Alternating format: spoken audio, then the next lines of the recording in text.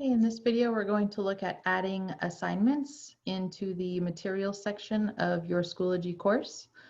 So on this screen right now, we're in a sandbox course that I've created.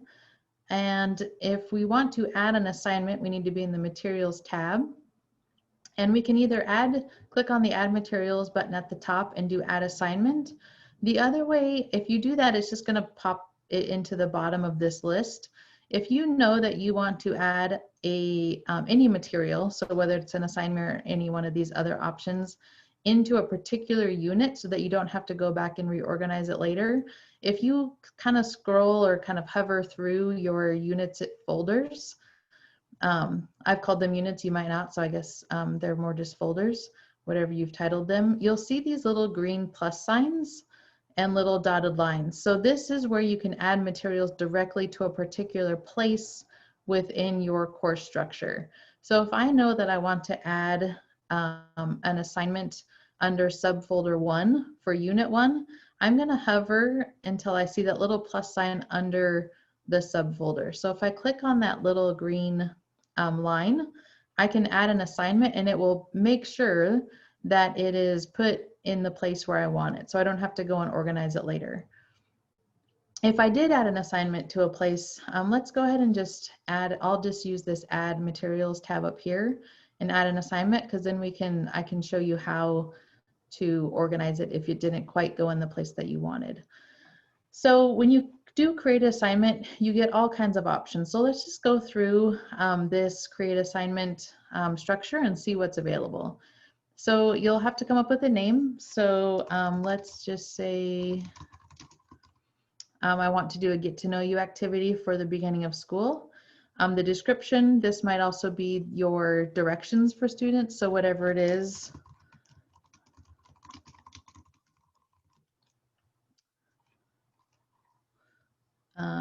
Actually, let's please.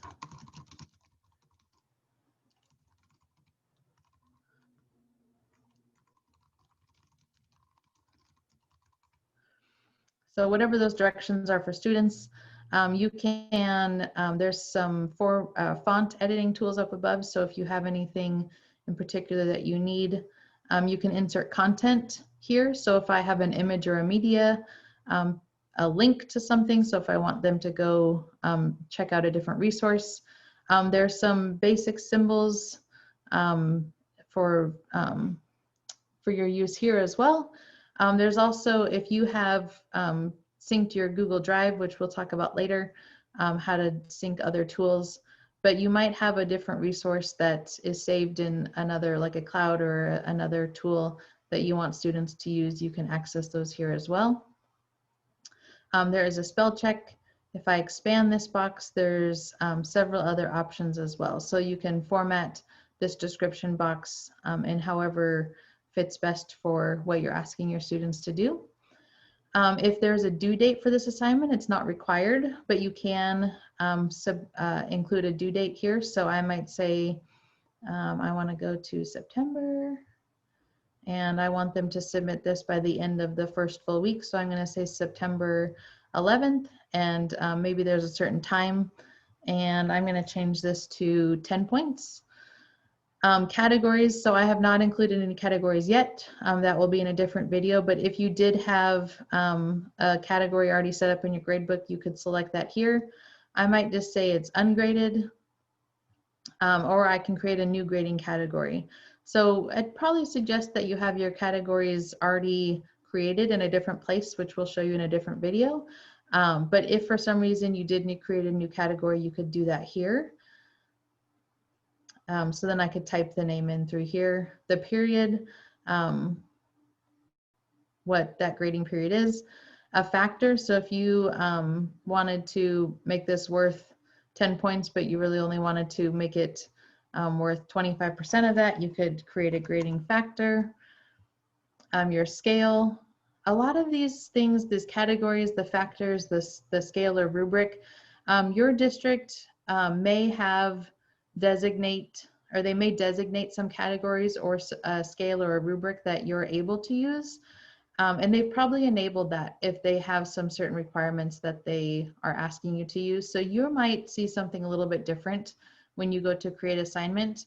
But this is where, again, depending on what you have available, you can make some choices here. So if you're someone or your school or your district uses a lot of rubrics, you can include rubrics in Schoology, and you can even create new. So even if you don't have one quite yet, you can create a new scalar rubric here.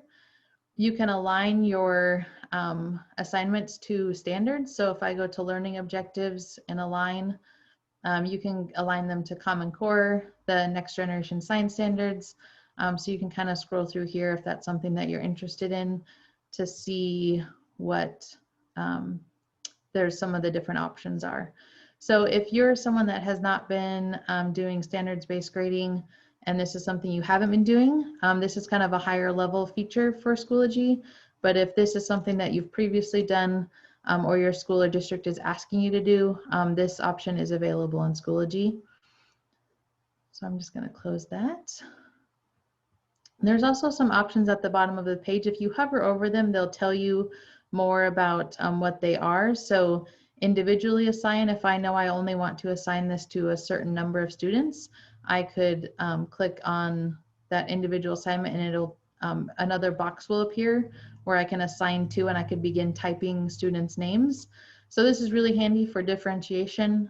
Some students might have different assignments than others, and they won't know that, but you will know that you've assigned certain things to certain people. You can lock this assignment. So, and then once you have this, you can lock on or lock.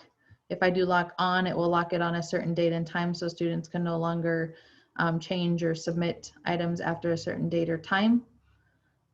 So that's available. You can also enable submissions. So because I asked students in this one to create a video telling me about themselves, I would need to make sure that submissions are enabled. If I turn that off, they won't be able to actually submit anything. This green button said that it's published to students. So if I want to unclick that, it's unpublished. I can go in later and change it. So if I want it to be ready, but I don't want students to be able to see it until a certain date, I can unpublish it. I'll leave it published for now. Grade statistics are disabled. So if you're interested in kind of looking at the statistics later, you can turn that on and off. And then you can also decide if you want students to be able to comment. That's really nice if you've set up that structure in place. Again, if you have comments enabled, students may or may not use it. You may have to moderate their comments, but if they do have questions, leaving that enabled is a nice way for them to get questions answered right in the space that you're asking them to do this assignment. So so now that I've put in all the information, make sure it's everything that I want, I can say create. And now this, oops. Oh, I need a category. Okay, and that might happen. So what's nice is that if you've missed something, Schoology will tell you. And then you can go back and fix whatever it is that you missed and then go from there. So now it should work. Let's see. Oh, nope. Let's see, I think it wants a time here. Oh yeah, okay. So it defaults to 11:59 p.m. You may want to change that just so that kids aren't staying up super late to do assignments, but it will default to just before midnight. Now let's see if this works. There we go. Okay, so as I talked about at the very beginning of this video, it did populate at the very bottom of the list, but I know that this might be the first thing that I want students to do. So I can, just like anything else within here, I can actually grab this assignment and I can move it up to wherever I want this. So maybe I do want it to be even before Unit 1 because it's going to be at the start of the school year. So maybe I move it up to the top there. If I want it within a folder, I can drag it in between or over into subfolder 1. So it's that little gray box is going to be, if I let it go, that's going to be where it lands. So you can decide where you want that assignment to be. So I'm just going to put it before Unit 1 because this activity would be like in the very first week. So that's how you add an assignment.